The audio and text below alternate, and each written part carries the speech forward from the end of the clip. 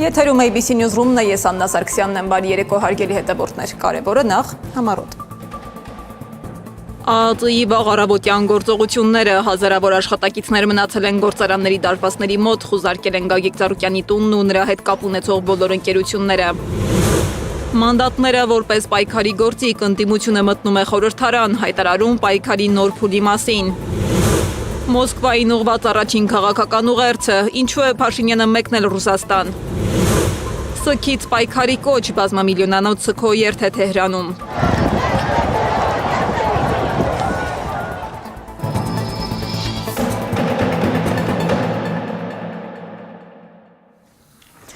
Խուզարկություններ, փակ մուտքեր, սպասող աշխատակիցներ եւ քաղաքական ծանր մեղադրանքներ։ Այսպես սկսվեց օրը Գագիկ Ծառուկյանի եւ նրա հետ կապ ունեցող ընկերությունների համար։ Խուզարկությունները շարունակվում են Ծառուկյանի տանը, խուզարկել են Արարատ ցեմենտի գործարանը, Երևանի Արարատի կոնյակի գինու եւ օղու կոմբինատը, Օլիմպավանը, Մուլտիվելնեսը, Մուլտիստոունը, Մուլտիգրանտ եւ Մուլտիրեստ հյուրանոցները, նաեւ այլ ընկերություններ։ Արարատ կոնյակի գինու օղու կոմբինատից առգրավել են գործարանի համակարգիչները։ Իսկ Հայաստանի Ազգային օլիմպիական կոմիտեի շենքը կապարակ ընկել են, դադարեցրել են գործունեությունը։ Առավոտյան ժամը 7-ից լայնածավալ խուզարկություններ են Բարգավաճ Հայաստան կուսակցության առաջնորդ Գագիկ Ծառուկյանի բնակարանում, Մուլտիգրուպ կոնցեռնի կազմում ընդգրկված գրեթե բոլոր ընկերություններում, նաև այդ կազմակերպությունների տնօրենների բնակարաններում։ Բարգավաճ Հայաստան կուսակցության առաջնորդի խոսնակ Իվետա Տոնոյանն է հայտնել. Ծառուկյանի տուն ներխուժել են մեծ թվով ԱԱԾ ծառայողներ, ավտոմատներով եւ դիմակներով։ Արման Աբովյանի պնդմամբ նպատակը ընդդիմության չեզոքացումն է։ Այդ ինչ արե Ծառուկյանը, որ որոշել են սենց առավոտ 7-ին ավտոմատավորներով, քիչ ամնում ուղղաթիռներով իջնեն, չգիտեմ ինչ արե։ Նպատակն է փորձել ջարդել պայմանական ընդդիմությանը։ Բարգավաճ Հայաստան կուսակցության ղեկավարի խոսնակ Իվետա Տոնոյանի փոխանցմամբ պարալիզացվել են տասնյակ ընկերությունների աշխատանքը, հազարավոր աշխատողներ չեն կարողացել մտնել իրենց աշխատավայրեր եւ սպասում են խուզարկությունների ավարտին։ Ժամը 7:30 տեղ է մեր։ Արդեն փակ է։ Ինչ են անում, դուք տեսել եք։ Չեն ասում, մենք ինչ իմանանք, մենք սովորական ժողովուրդ ենք, մենք ինչ։ Այս բայդրության բոլոր աշխատակիցներին արդեն ուղարկել ենք տուն եւ մեր աշխատանքը պարալիզացված է։ Ժողովրդի կեսը արդեն անցել են իրանց աշխատանքին, կեսն էլ մնացել է ստեղ։ Չէ որ էսի հոսքը, աշխատանքային հոսքը գնում ամեն տեղում իր աշխատողը պետք է կանգնած լինի, որ ավարիաներ չստեղծեն։ Էս ինչ արեցին գործարանը, հասանք ժամ 8-ին գործարան եւ գործարանը մի մասը եկել է, մի մասը չեկե եւ մեծ ավարիա ստեղծվեց փեչի վրա։ Էսի անելու բաներ, որ լավան մնաց փեչի մեջը, վերջը ոնց ալնելու։ Ստեղծված իրավիճակը կարող է միջազգային սկանդալի պատճառ դառնալ, ահազանգում է Տոնոյանը։ Օլիմպավանում կատարվող խուզարկության ժամանակ արտերկրից ժամանած մարզիկներին խուզարկություն իրականացնողները դուրս են հանել շենքից։ Հասկանալի է, չէ՞ որ սա միջազգային սկանդալ է։ Հասկանալի է, չէ՞ որ միջազգային օլիմպիական կոմիտեն, համապատասխան մարզական ֆեդերացիաները բնական է, որ ուշադրություն են հրավիրելու այս հանգամանքի վրա։ Այսինքն մարզիկներ են, ովքեր գտնվում են Հայաստանում ուսումնամարզական հավաք անցկացնելու համար։ Քաղաքագետ Սուրեն Սուրենյանցը ստեղծված պայմաններում չբացառեց վատագույն սցենարը Ծառուկյանի ձերբակալությունը, ինչին կարող է հաջորդել մյուս խոշոր քաղաքական ուժերի առաջնորդների ձերբակալությունը։ Պարզ անոնսավորել է, չէ՞ որ 3 լիդերներին էլ նստացնելու է։ Ենթադրել, որ Նիկոլ Փաշինյանի այդ բռնապետական դեմքը հանկարծ հումանիստական է դառնալու։ Չարաչար, կարծում եմ ամենավատ սցենարը պետք է սպասել, գնալու է տոտալ ձերբակալությունների ու կալանքների։ Քաղաքագետը նշեց, նման պայմաններում երկար չի տևելու Նիկոլ Փաշինյանի ավտորիտար իշխանությունը։ Ապօրինի իշխանություն ունենք, որը տուրբուլենտության ալիքի վրա պահպանվելու է այնքան, ինչքան կպահպանվի։ Իմ կանխատեսմամբ ամիսներ մինչև մի տարի կես։ Բայց մինչև այդ ինքը բոլոր հնարավոր ձևերով, նաև աշխարհաքաղաքական որոշակի կենտրոնների բացահայտ հովանավորությամբ անելու է այս այլանդակությունները։ Ծառուկյանի ամենախոշոր Արարատ ցեմենտ գործարանից քննչական կոմիտեի աշխատակիցները հեռացել են, սակայն վարչական շենքի մուտքն ու աշխատասենյակները մնում են կապարակնքված։ Սեդա Կյուրեղյան, Աշոտ Բարբարյան, ABC Media։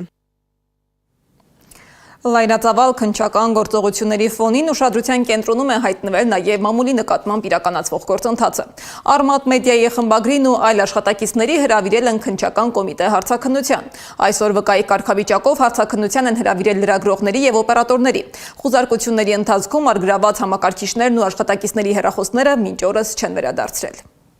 Ուզում եմ այստեղից դիմել Հայաստանում Եվրամիության դեսպան պարոն Մարագոսին, հարգելի պարոն Մարագոս, եթե Եվրամիության որևէ անդամ երկրում փորձեին փակել լրատվամիջոց, արգրավեին լրատվամիջոցի գույքը, արգրավեին լրատվամիջոցի աշխատողների անձնական հեռախոսները, կապարակնքեին դռները, դուք արդյոք այդ ամենին կհետևեիք նույն լռությամբ, ինչ հետևում եք Հայաստանում։ Ինձ հետաքրքիր է Հայաստանում ժողովրդավարության, մարդու իրավունքների մասին խոսող հասարակական կազմակերպությունները, որոնք միլիոնավոր դրամների գրանտներ են ստանում արևմուտքից, չեն տեսնում ինչ է կատարվում Արմատ մեդիայի շուրջ, թե Արմատ մեդիայում աշխատող լրագրողը լրագրող չի, արևմտյան գրանտով սնվող կառույցում աշխատողը լրագրող է։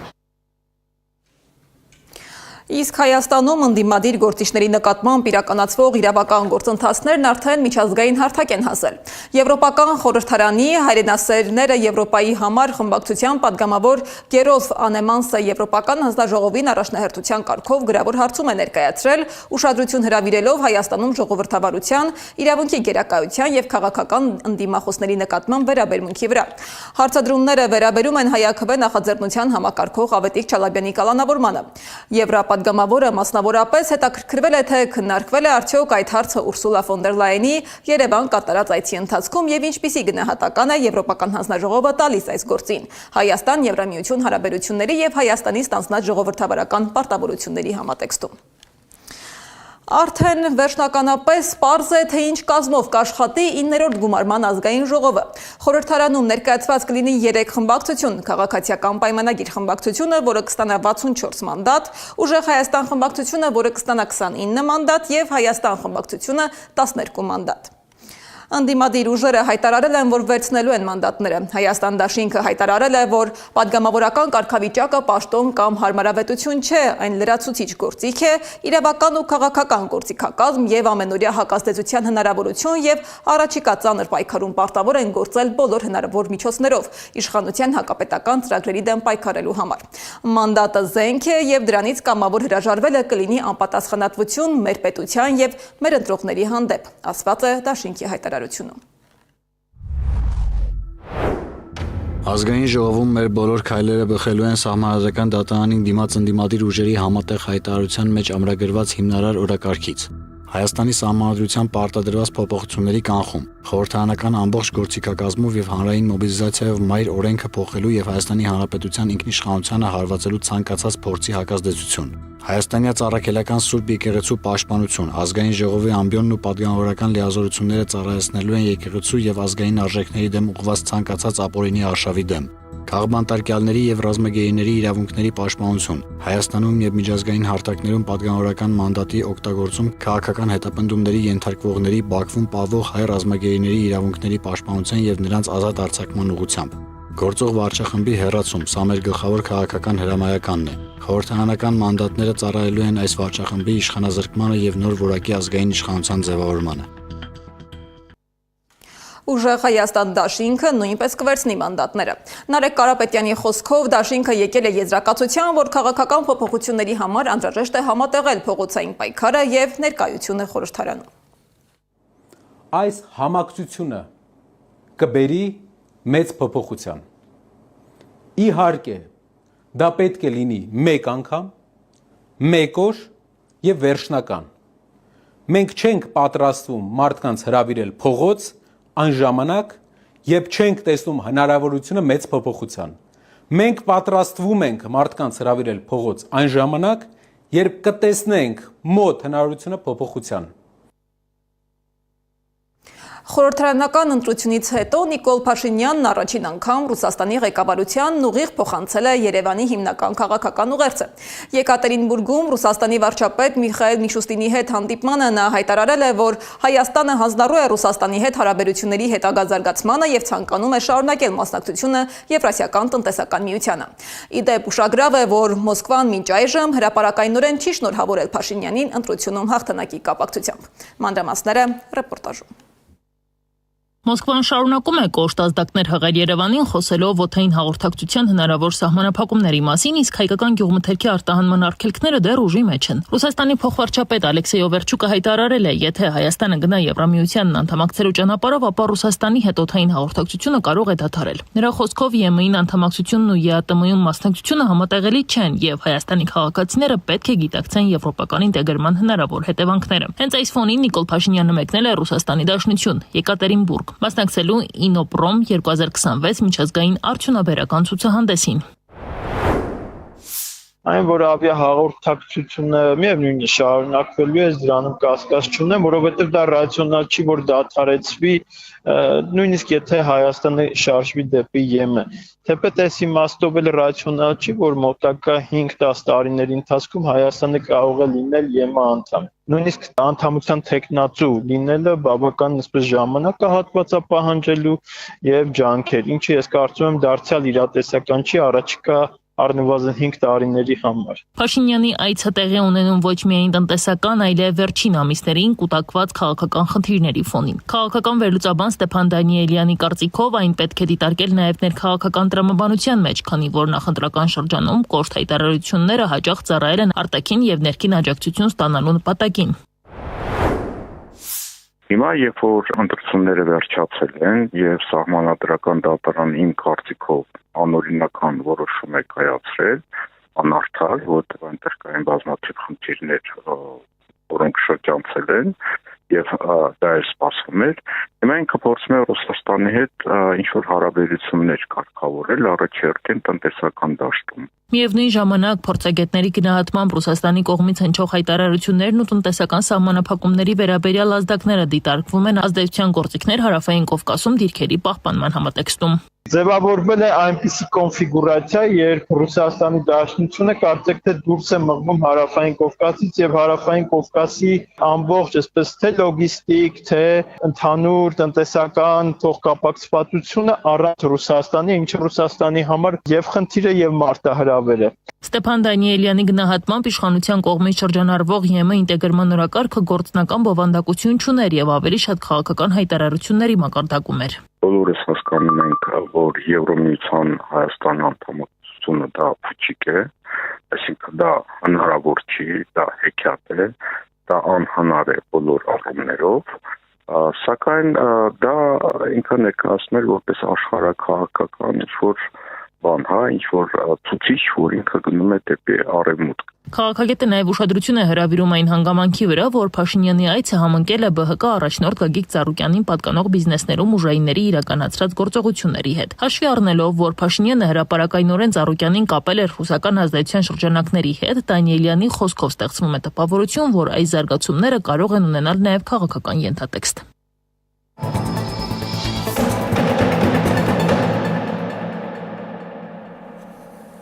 Թեհրանում սգո արարողությունները շարունակվում են, միլիոնավոր մարդիկ փողոց են դուրս եկել մասնակցելու Ալի Խամենեիի հուղարկավորության սգո երթին,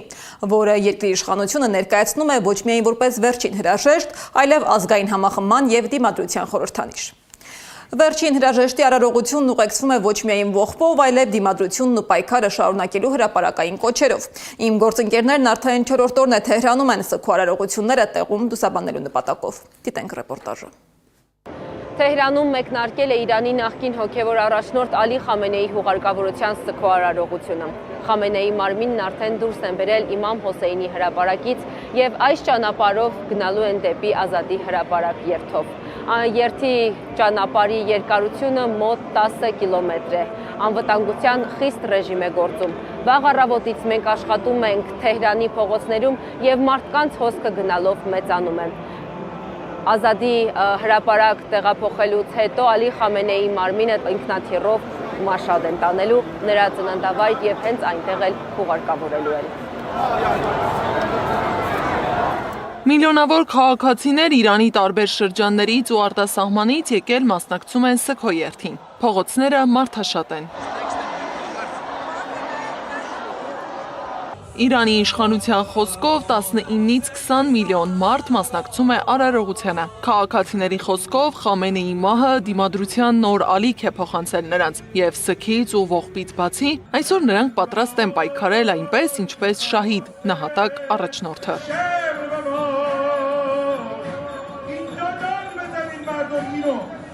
Հոգևոր առաջնորդի եւ ընտանիքի անդամների մարմինները Թեհրանով պտտել են ավելի քան 10 կիլոմետր։ Խամենեի մարմինը տեղափոխելու են նախ Ղոմ, այնուհետև հուլիսի 9-ին հուղարկավորելու են Մաշհադում, ծննդավայրում։ Քաղաքի կենտրոնում պահպանվում են անվտանգության խստացված միջոցառումներ, փակվել են մի շարք գլխավոր փողոցներ, միլիոնավոր քաղաքացիներ հավաքվել են վերջին հրաժեշտը տալու համար։ Գարնի Մութաֆյան, Անի Աբաղյան, Մհեր Դավթյան, ABC Media, Թեհրան։ Իրանի նոր իշխանության ամենամոտ շրջանակներից ուշագրավ քաղաքական ուղերձ է հնչել ուղղված Հայաստանին։ Իմ գործընկեր Անի Աբաղյանը ներկա է եղել իրանցի պաշտոնյաների եւ հայ պատվիրակության հետ հանդիպմանը եւ բացառիկ հարց ուղղել Իրանի նոր հոգեվոր առաջնորդ Մոջթաբա Խամենեի աներոջը, թրիփ նախագծի վերաբերյալ։ Իրանում հայ պատվիրակներին ու Թեհրան ժամանած լրագրողներին ընդունել է Սաադի հիմնադրամի նախագահ, Մեջլիսի նախկին նախագահ Հադադ Ադելը, որի փեսան Իրանի Իսլամական Հանրապետության նոր հոգևոր առաջնորդ Մոջթաբա Խամենեին է։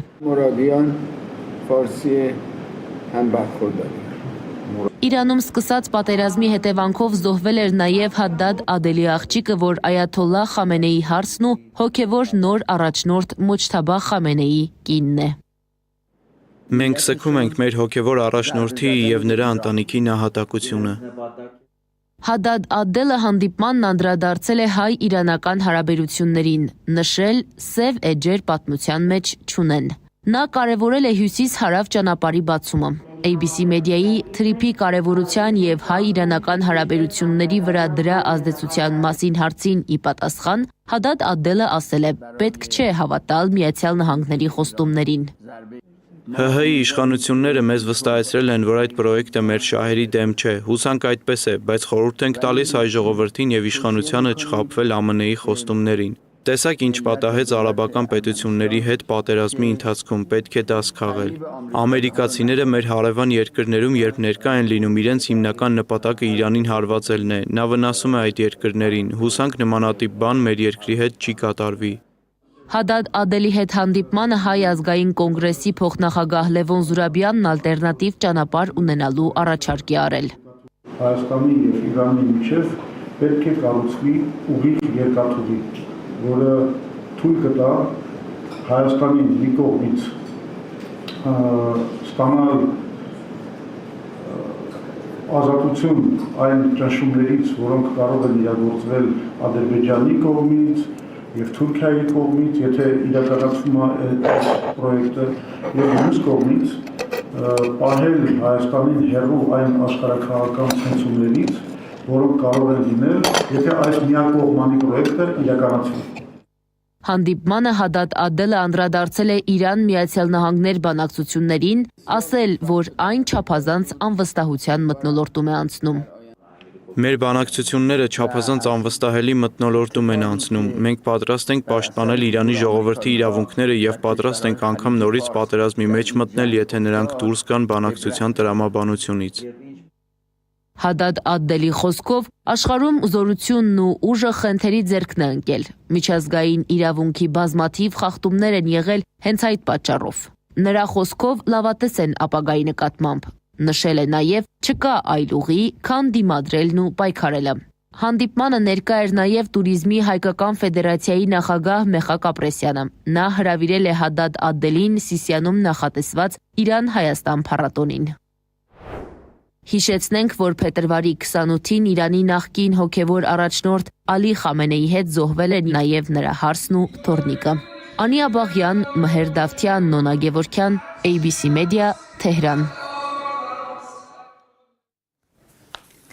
Բենզինի ճգնաժամ ունեցող Ռուսաստանին օգնության է հասել Բելարուսը։ Հունիսին Ռուսաստան-բելարուսական բենզինի ներմուծումը հասել է պատմական առավելագույնի։ Հունիսի 1-ից 25-ը Ռուսաստանը Բելարուսից ներմուծել է 141,000 տոննա վառելիք, ինչը 2,4 անգամ ավելի է մայիսին ներմուծված ծավալից։ Իսկ 2025 թվականի հունիսին Բելարուսից բենզինի ներմուծումը կազմել է ընդամենը 1000 տոննա։ Փորձագետների կարծիքով Բելարուսից բենզինի ներմուծման աճը կբարելավի վառելիքի իրավիճակը ռուսական շուկայում, բայց լիովին չի ծածկի բենզինի պակաս։